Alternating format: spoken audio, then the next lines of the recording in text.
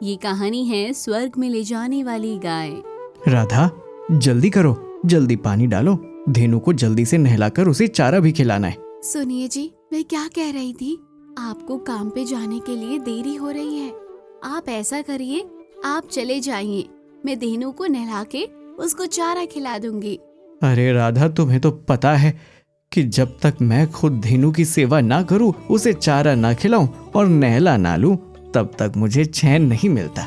फिर चाहे उस दिन मैं काम पर ना भी जाऊं तो भी चलेगा। धेनु के लिए सब कुछ कुर्बान है। हाँ हाँ, जानती हूँ आप अपनी धेनु से कितना प्रेम करते हैं।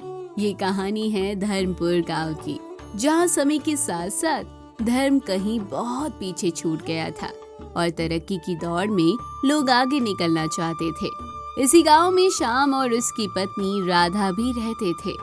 राधा और श्याम का गायों के साथ बहुत स्नेह और प्यार था। वो धेनु की खूब सेवा करते थे, बहुत प्यार करते थे अपनी गाय के साथ। इतना ही नहीं, उन्हें कोई आवारा गाय भी दिख जाती थी तो वो उसे भी बहुत इज्जत और सम्मान देते थे। उसे खाना खिलाते, पानी पिलाते थे। वहीं इस गांव के बाकी सब लोग बहुत बदल चुके थे। उन लोगों में धर्म, सेवा और संस्कृति नाम की चीज खत्म हो चुकी थी। श्याम और राधा धेनु की सेवा कर रहे थे कि तभी गांव के दो आदमी श्याम के पास आते हैं और कहते हैं, अरे श्याम, सुनो, तुमसे कुछ बात करनी है। अरे भाई, तुम लोग यहाँ आओ ना, बैठो।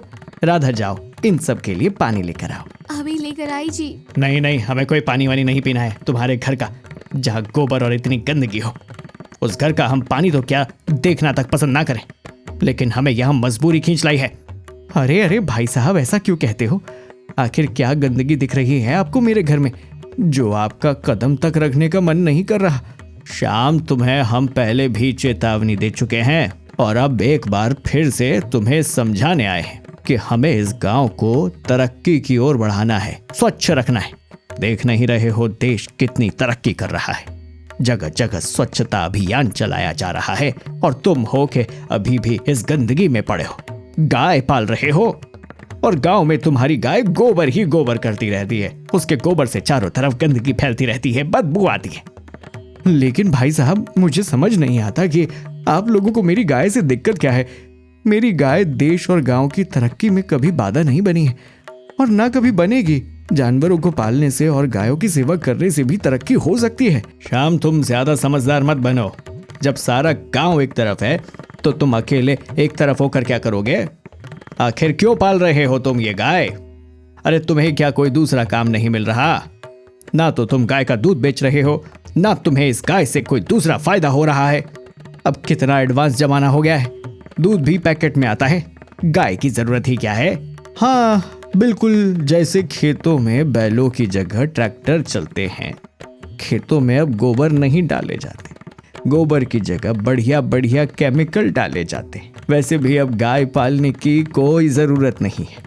अब गाय का कोई काम नहीं है, दूध अब पैकेट में मिल रहा है, सब काम आसानी से हो रहे हैं, तो इसलिए गांव साफ सुथरा होना चाहिए ना। और ये श्याम की गाय है कि हर गली में गोबर करती फिरती है। लेकिन भाई साहब, मैं गाय सिर्फ दूध के लिए नहीं पाल रहा हूँ, बल्कि गाय को अपनी माँ समझकर पाल रहा हूँ। और गाय को पालना, उसकी सेवा करना हमारा धर्म है। मुझे खुशी मिलती है कि मैं जानवरों की सेवा करता हूँ और खासकर गाय माता की। इसके लिए मुझे कोई रोक नहीं सकता। देख श्याम, अब बहुत ज्यादा हो गया है, तू बहुत ज्यादा अपनी चलाने लगा है। हम तुझे आज आखिरी बार चेतावनी दे रहे हैं, या तो तू अपनी इस गाय को बेच दे या फिर अपनी पत्नी और गाय को लेकर ये गांव छोड़कर चला जा। चलो भाइयों यहाँ से। लेकिन अरे लेकिन मेरी बात तो सुनिए। ये गांव वाले हमेशा हमारे साथ ऐसा ही क्यों करते हैं जी? गाय ही तो पाल रहे हैं ना, हम कौन सा पाप कर रहे हैं? राधा, तुम चिंता ना करो, सब ठीक होगा। तभी कुछ दिनों के बाद श्याम की गाय धेनु को एक छोटा सा बछड़ा होता है। बछड़ा बड़ा ही प्यारा, चुलबुला और शरारती था। धेनु गाय तो समझदार थी, वो सब जानती थी, वो गांव वालों से भी अच्छे से वाकिफ थी। लेकिन बछड़ा भी छोटा और शरारती था, उसे कुछ पता नहीं था। एक दिन बछड़ा खेलते खेलते गांव के बीच चौराहे में चला गया और वहीं पर गोबर कर देता है। ये देखकर गांव वाले भड़क जाते हैं और इस बात का बहुत बड़ा बतंगड़ खड़ा कर देते हैं। शाम तुम्हें समझाया था ना, आखिरी चेतावनी भी दी थी ना कि अपनी गाय को बेच दो या फिर गांव छोड़कर चले जाओ। अरे लगता है तुम्हारे समझ में अच्छे से बात नहीं आई है। देखो तुम्हारे बछड़े ने पूरे गांव में कितनी गंदगी फैलाई है। तुम्हें आज शाम को पंचायत में बुलाया गया है और अब इस बात का फैसला मुखिया जी ही करेंगे। अब क्या होगा जी? हमारा मुन्नू तो नादान है, अगर उसने गोबर कर भी दिया तो गांव वाले इस बात का बतंगड़ क्यों बना रहे हैं? वो मूर्ख हैं राधा, उन्हें समझ नहीं है इस बात की। काश कोई ऐसा चमत्कार हो, इन सब गांव वालों को कोई एहसास दिलाने वाला आ जाए कि गाय हमारी माता है।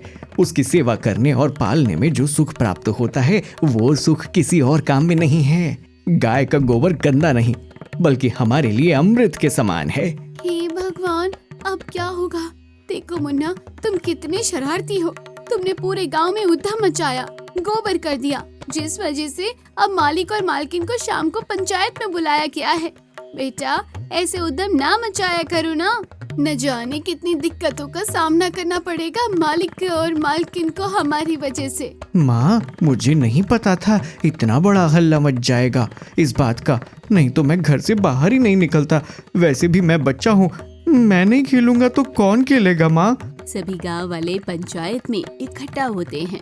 तभी श्याम और राधा से गांव का मुखिया कहता है, देखो श्याम, तुम्हें और तुम्हारी पत्नी को बहुत बार चेतावनी दी गई कि अपनी गाय को बेच दो, क्योंकि तुम्हारी गाय पूरे गांव में गोबर करती है, गंदगी फैलाती है, जिसकी वजह से मक्खियां होती हैं, बीमारियां फैलती हैं और बहुत गंदी बदबू आती है। लेकिन फिर भी तुमने गांव वालों के खिलाफ जाकर गाय पाली और किसी एक की ना सुनी, जबकि तुम्हें बार बार समझाया गया कि हमारे गांव को बिल्कुल स्वच्छ रखना है, गांव में किसी प्रकार की कोई गंदगी नहीं होनी चाहिए। फिर भी तुमने सबके खिलाफ जाकर ये काम किया, तो अब तुम्हें ये गांव छोड़कर जाना ही होगा। कल सुबह होते ही तुम अपनी पत्नी और गाय के साथ यहाँ से अपनी शराफत के साथ निकल जाना, नहीं तो धक्के मार के निकाल दिए जाओगे। लेकिन मुखिया जी, मुझे बस एक बात जाननी है कि इन सब लोगों को मेरी गाय के साथ क्या दिक्कत है? मैं अपनी गाय को क्यों त्याग दूं? सिर्फ इसलिए कि वो आप सबके हिसाब से काम नहीं कर रही है? क्योंकि अब सब कुछ एक पैकेट में मिल रहा है, दूध भी पैकेट में आ रहा है, तो आप सोचते हैं कि गाय की हमें क्या जरूरत है। लेकिन क्या आप जानते हैं वो पैकेट वाला दूध हमारे लिए कितना हानिकारक है? वहीं गाय का शुद्ध और ताज़ा दूध हमारे लिए कितना फायदेमंद है, हमारी सेहत के लिए कितना बेहतर है। अरे माना कि खेतों में गोबर की जगह केमिकल डाले जा रहे हैं, पर केमिकल की वजह से जो फसल बनती है, उस फसल से जो अनाज निकलता है, वो हमारे लिए कितना नुकसानदायक है। क्या आप लोग जानते हैं?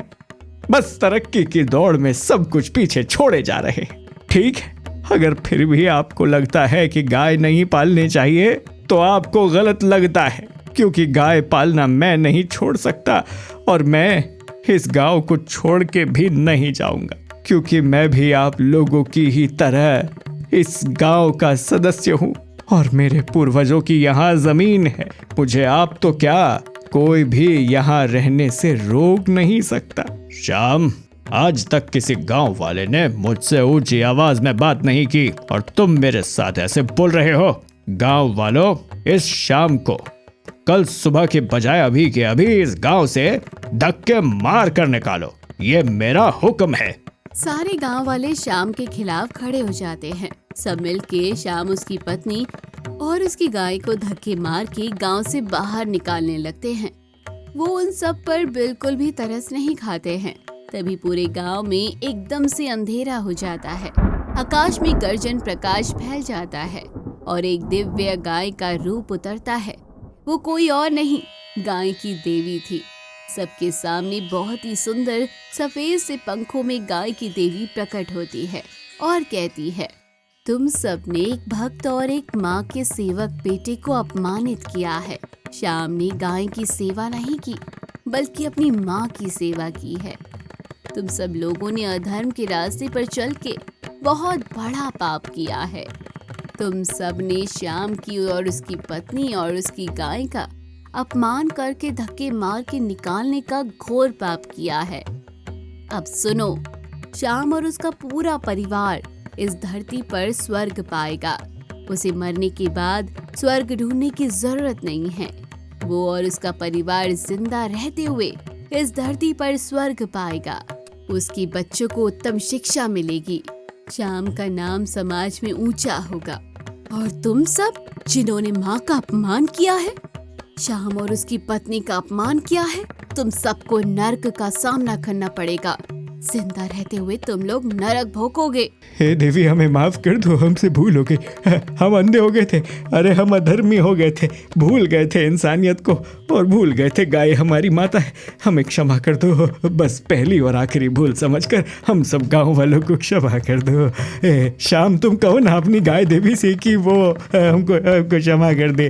हम जीते जी नरक नहीं भोगना चाहते, वो तुम्हारी जरूर सुनेगी।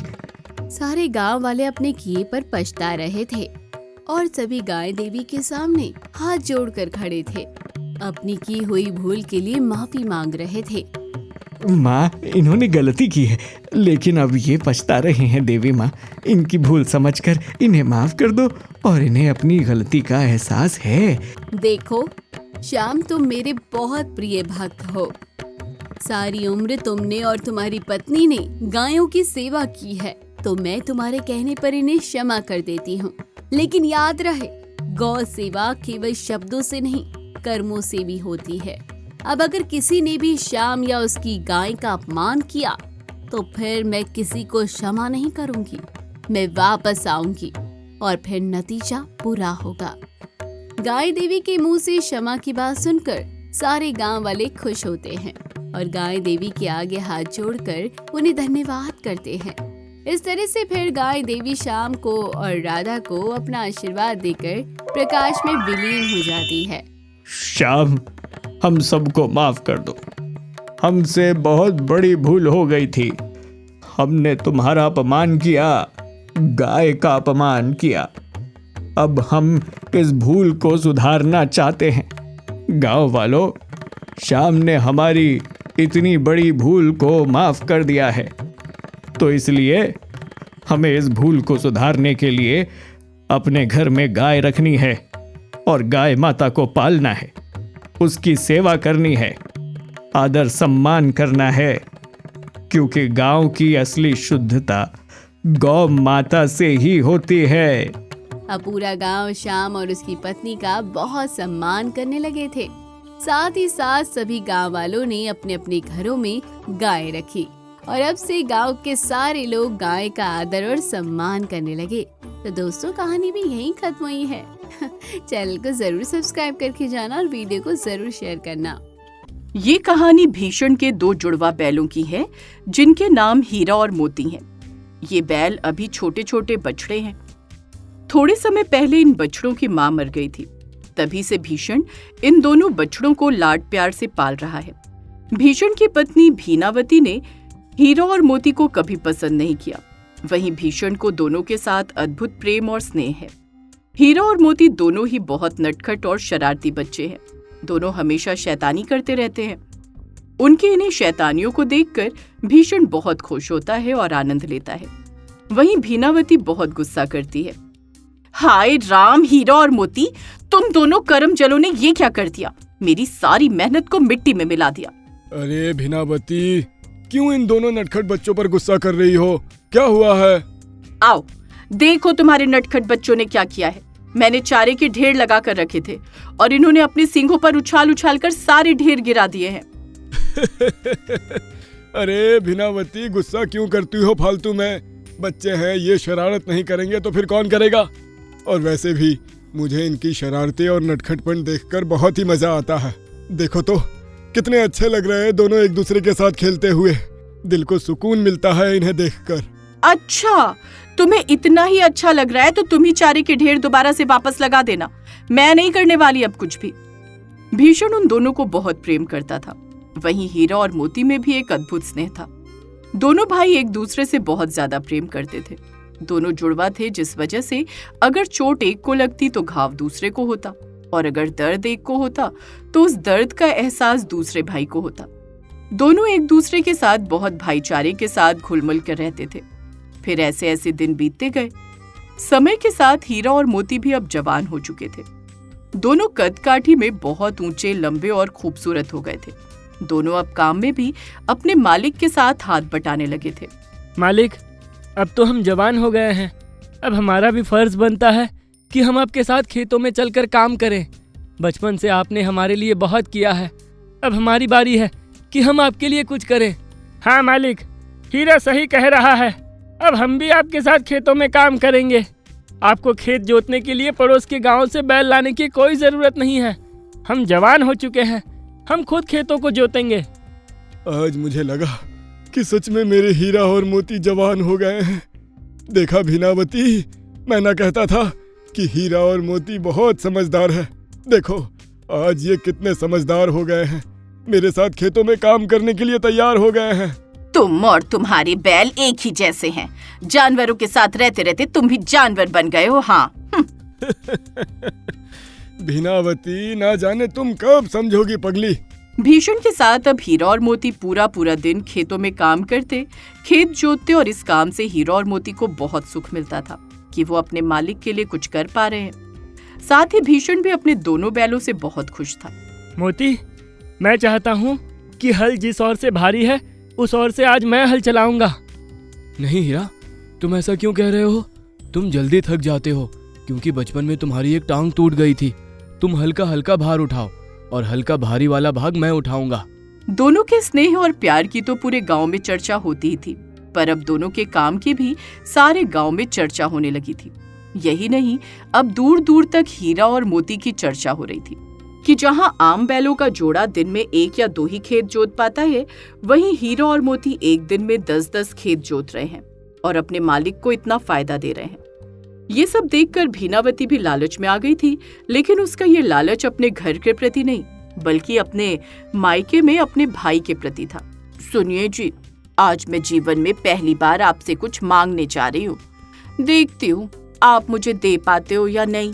अच्छा, मांग के तो देखो। अरे सब कुछ तुम्हारा ही तो है। भीनावती भीषण से कहती है कि हीरा और मोती की जरूरत यहाँ से ज्यादा उसके मायके में उसके भाई को है, क्योंकि उसके भाई के इतने सारे खेत हैं और उसके भाई के पास कोई भी बैलों का जोड़ा नहीं है, जिस वजह से हर साल उसके खेत बंजर रह जाते हैं और उसके भाई के परिवार का भरण पोषण बड़ी ही मुश्किल से होता है। भीनावती चाहती थी कि भीषण अब हीरा और मोती को उसके भाई को दे दे, लेकिन ये बात सुनकर भीषण के दिल को जैसे किसी ने तीर लगाकर जख्मी कर दिया। ये बात भीषण को बिल्कुल भी अच्छी नहीं लगती है, लेकिन अपनी पत्नी से किए गए वादे के मुताबिक भीषण मजबूर था। हाँ, अब तो तुम इनकार करोगे ही ना, क्योंकि तुम्हें अपनी पत्नी से ज्यादा इन 2 बैलों से जो प्रेम है। ठीक है, मैं भी कह देती हूँ, अगर आज तुमने मेरी बात नहीं मानी तो मैं ये घर छोड़कर चली जाऊंगी। हाँ। भीनावती, मुझे तो यही समझ नहीं आया आज तक कि तुम्हें हीरा और मोती के साथ क्या दिक्कत है। पत्नी के आगे मजबूर होकर भीषण को भीनावती की बात माननी ही पड़ती है। हीरा और मोती को अपने साले जगदीश को सौंपना पड़ता है। मोती, ये कौन है और हमें बांध के कहाँ ले जाने की तैयारी कर रहा है? लगता है कि हमारा नया मालिक है, लेकिन मालिक ने ऐसा क्यों किया? हमें क्यों बेच रहे हैं? क्या हमसे कोई गलती हो गई? हीरा, हम ये घर नहीं छोड़ना चाहते जहाँ हमारा बचपन बीता है। इतनी अच्छी अच्छी यादें हैं इस घर में हमारी। मेरा दिल बहुत दुखी हो रहा है। मैं इस घर को नहीं छोड़ना चाहता हूँ, लेकिन आखिर ऐसी क्या बात हुई जो मालिक हमें किसी और को बेच रहे हैं? मैं अपने हीरा और मोती को जाता हुआ नहीं देख सकता भीनावती। तुम ही हीरा और मोती को विदा करो। भीनावती बड़ी ही खुशी के साथ हीरा और मोती को वहां से अपने भाई के साथ भेज देती है और सोचती है कि बड़ी मुश्किल से दोनों बैलों से इतने लंबे समय के बाद छुटकारा मिला। शुक्र है भगवान का, इन दोनों बैलों से छुटकारा मिला। ये तो एक तीर से 2 निशाने हो गए। मेरे भाई के खेतों का काम भी हो गया और मुझे भी इन करमचलों से छुटकारा मिल गया। बड़े ही अड़ियल किस्म के बैल हैं। घर जाने में इतनी देर हो रही है और ये दोनों जैसे किसी राजा महाराजा का रथ बड़े ही आराम से लेकर चल रहे हैं। भीषण का साला उन्हें जल्दी चलने के लिए लाठी से खूब मारता है। जब लाठी एक पर पड़ रही थी तो दूसरे को अपने आप चोट लग रही थी और घाव हो रहे थे। दोनों चलने में अड़ गए, क्योंकि आज से पहले उन्होंने कभी भी किसी से मार नहीं खाई थी। जिंदगी में पहली बार उन्हें किसी ने इतना मारा था। जैसे तैसे दोनों को लेकर भीषण का साला घर पहुंचता है और एक छोटी सी गौशाला में बांधकर सूखी और थोड़ी सी घास दे देता है। मर गया। जिंदगी में पहली बार किसी ने इतनी मार खाई है। मोती दिखाओ तो तुम्हारे घाव कैसे हैं? नहीं हीरा, मैं ठीक हूँ। मुझे तो तुम्हारे घाव ज्यादा लग रहे हैं भाई। दोनों भाइयों को उस छोटी सी गौशाला में घुटन हो रही थी और दोनों घास भी नहीं खा रहे थे।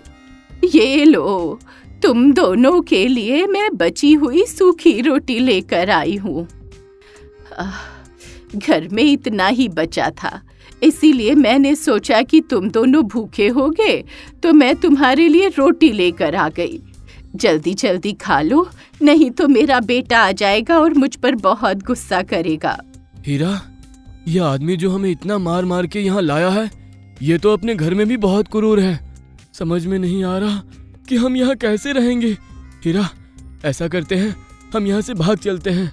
हाँ मोती, मुझे मालिक की और घर की बहुत याद आ रही है। तुम सही कहते हो, हमें यहाँ से चले जाना चाहिए। चलो खूंटा तोड़कर भाग जाते हैं। हीरा और मोती खूंटे से रस्सी तोड़कर रात में भागकर अपने घर आ जाते हैं। सुबह जब भीषण हीरा और मोती को देखता है तो बहुत खुश हो जाता है।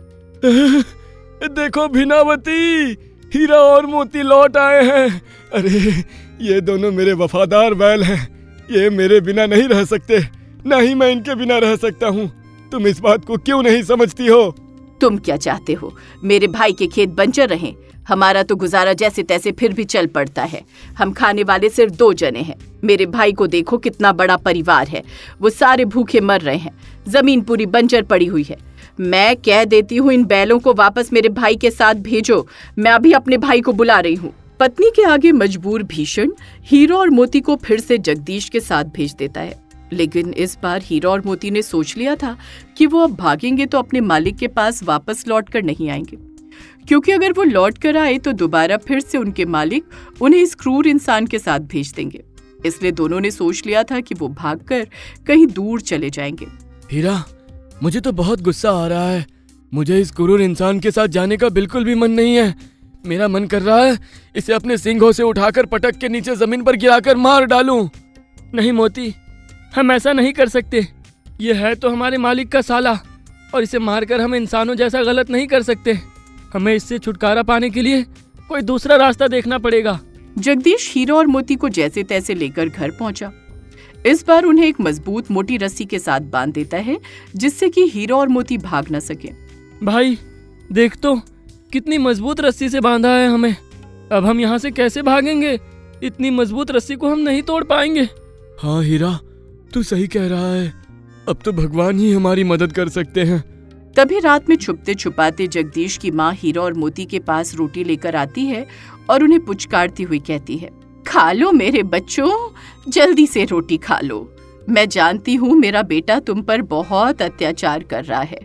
तुम यहाँ से भाग गए थे ना, तो इसलिए उसने तुम्हें मोटी रस्सी से बांध दिया है ताकि तुम दोबारा भाग न सको। अब वो तुम्हें नकेल डालने की बात कर रहा है। तुम भाग जाओ यहाँ से, भाग जाओ, मैं तुम्हारी रस्सी खोल देती हूँ। लेकिन माताजी, आप मुसीबत में पड़ जाएंगी। आपका बेटा समझ जाएगा कि आपने ही हमें खोलकर यहाँ से भगा दिया है। हम आपको मुसीबत में डालकर यहाँ से भागना नहीं चाहते। हाँ माताजी, हमारे जाने के बाद आपका बेटा आपके साथ ना जाने क्या करेगा। तुम मेरी चिंता ना करो, मैं सब संभाल लूंगी। तुम बस भाग जाओ यहाँ से। हीरा और मोती दोनों वहाँ से बहुत दूर भाग जाते हैं। जब इस बात की खबर भीषण को लगती है कि हीरा और मोती वहाँ से फिर से भाग गए हैं और वो लौटकर घर नहीं आए हैं, तो भीषण हीरा और मोती के लिए बहुत परेशान होता है। उनके वापस ना लौटने पर वो बहुत बीमार पड़ जाता है। मेरे हीरा और मोती वहां से फिर से भाग गए और इस बार लौटकर मेरे पास भी नहीं आए, क्योंकि उन्हें अब मेरे ऊपर यकीन नहीं रहा है। और यकीन हो भी कैसे? मैंने उनका यकीन जो तोड़ दिया, ना जाने उनके साथ क्या क्या हुआ होगा जो बार बार भाग रहे हैं। ना जाने कहाँ होंगे मेरे हीरा और मोती भूखे प्यासे। पति को हीरा और मोती के लिए उदास और बीमार देखकर भीनावती अब समझ गई थी कि उसने हीरा, मोती और अपने पति को अलग करके बहुत गलत किया है। वो अपने किए पर बहुत शर्मिंदा होती है।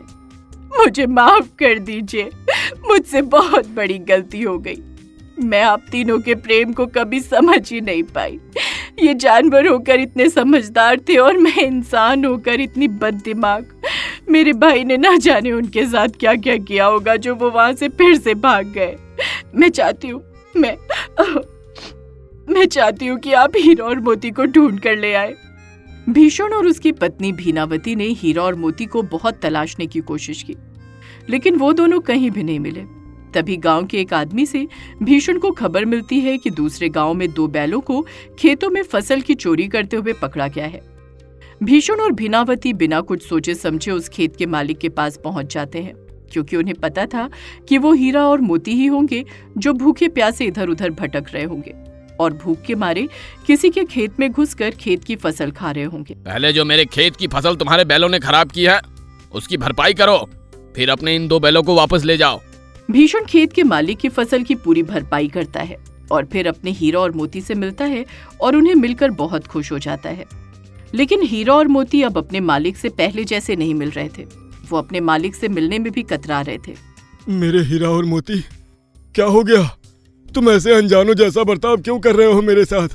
अरे मैं तुम्हारा वही मालिक हूँ, भीषण, जिसने तुम्हें बचपन से पाला है। नहीं मालिक, हम आपके साथ नहीं जाएंगे। आप हमें फिर से घर ले जाकर उसी आदमी को सौंप दोगे जो हमें भूखा रखता है, इतनी छोटी सी गौशाला में बांधता है और ऊपर से मारता है। हमारा यकीन आपने तोड़ दिया है। हाँ मालिक, अब हमें आपके पास आते हुए भी डर लग रहा है। नहीं मेरे बच्चों, मुझसे डरो मत। जो गलती मैंने की है तुम्हें किसी और को सौंप कर, वो दोबारा अब कभी नहीं होगी। तुम दोनों मेरे पास ही रहोगे, मेरे घर में पहले की तरह। मैं तुम्हें अब कहीं जाने नहीं दूंगा। हाँ हीरा और मोती, मैं बहुत शर्मिंदा हूँ। मैंने तुम्हें बचपन से लेकर कभी भी पसंद नहीं किया, लेकिन आज मेरी आंखें खुल गई है कि तुम सबका प्यार सही था और मैं गलत थी। मुझे मेरी गलती का एहसास हो गया। अब मैं तुम्हें वापस घर ले जाने के लिए आई हूँ। चलो अपने घर चलो। हीरा और मोती अपने मालिक और मालकिन के मुंह से ये सब सुनकर बहुत खुश हो गए थे और खुशी खुशी अपने घर जाते हैं।